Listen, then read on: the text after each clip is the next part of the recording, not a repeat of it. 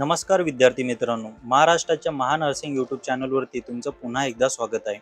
आजच्या व्हिडिओमध्ये आपण BMC JNM 2025 बद्दल थोडी माहिती जाणून घेणार आहोत। बघा, कालच 1 ऑगस्ट 2025 ला तुमची मेरिट लिस्ट लागलेली आहे। कॅटेगरीनुसार आणि कॉमन मेरिट लिस्ट लागलेली आहे। तर अशा विद्यार्थिनींना मी तुम्हाला सांगितले सुद्धा की डॉक्युमेंट कोणकोणते घेऊन जाणे आहे।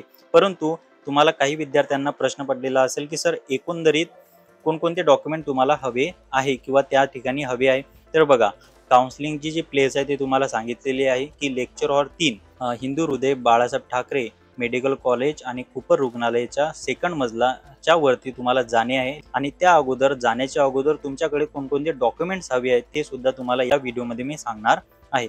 तर एकंदरीत तुमच्याकडे या सगळ्या डॉक्युमेंटच्या 2 झेरॉक्स सेट असणे गरजेचे आहे आणि ते सगळे झेरॉक्स सेट वरती सेल्फ अटेस्टेड लिहिणे गरजेचे आहे।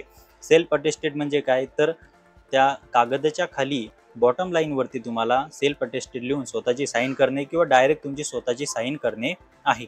त्यामध्ये बघा, रिसेंट पासपोर्ट साइज फोटो जे येणारे 6 महिने किंवा 1 वर्षाचे फोटोग्राफ असले गरजेचे आहे किंवा करंटचे असणे गरजेचे आहे। त्यानंतर ॲप्लिकेशन फॉर्म याचे 2 सेट असणे गरजेचे आहे। फी रिसिप्ट याचे सुद्धा 2 सेट असणे गरजेचे आहे।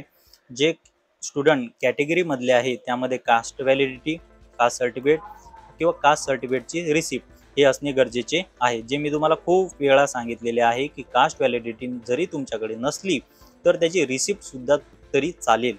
त्यानंतर बघा, नॉन क्रिमिलियर सर्टिफिकेट OBC आणि NT प्रवर्गासाठी। त्यानंतर आहे TC सर्टिफिकेट किंवा स्कूल लिव्हिंग सर्टिफिकेट। त्यानंतर आहे 10वीची मार्कशीट, 10वीचं बोर्ड, 11वीची मार्कशीट, 12वीची मार्कशीट आणि 12वीचं बोर्ड सर्टिफिकेट, आता ते असेल किंवा नसेल। त्यानंतर आहे अटेम्प्ट सर्टिफिकेट किंवा पहिल्या प्रयत्नात पास झाले का दुसऱ्या प्रयत्नात पास झाले का तिसऱ्या प्रयत्नात पास झाले। त्यानंतर आहे मॅरेज सर्टिफिकेट किंवा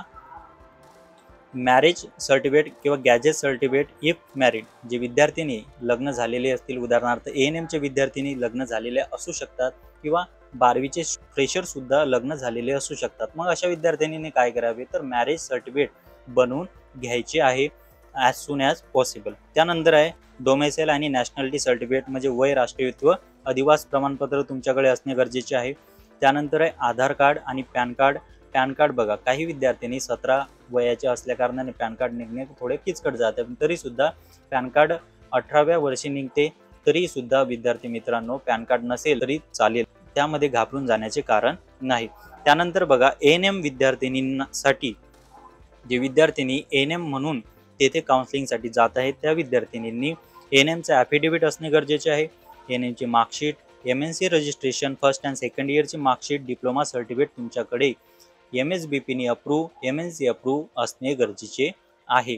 त्यानंतर बघा, डिसॅबिलिटी UDID कार्ड असणे गरजेचे आहे किंवा डिसॅबिलिटी सर्टिफिकेट तुमच्याकडे असणे गरजेचे आहे। जर तुम्ही आरक्षणाचा फायदा घेत असाल तर तुमच्याकडे डिसॅबिलिटी सर्टिफिकेट असणे गरजेचे आहे। तर विद्यार्थी मित्रांनो, एकंदरीत या व्हिडिओमध्ये तुम्हाला हे 2 सेट झेरॉक्स कॉपी तुमच्याकडे असणे गरजेचे आहे आणि सेल्फ अटेस्टेड असणे गरजेचे आहे। तर आजच्या व्हिडिओमध्ये आपण पाहिलं की BMC JNM 2025 च्या काउन्सिलिंगसाठी तुम्हाला कोणकोणते डॉक्युमेंट घेऊन जाणे गरजेचे आहे। तर व्हिडिओ आवडला असल्यास नक्की चॅनलला सबस्क्राईब, लाईक आणि शेअर करा। धन्यवाद।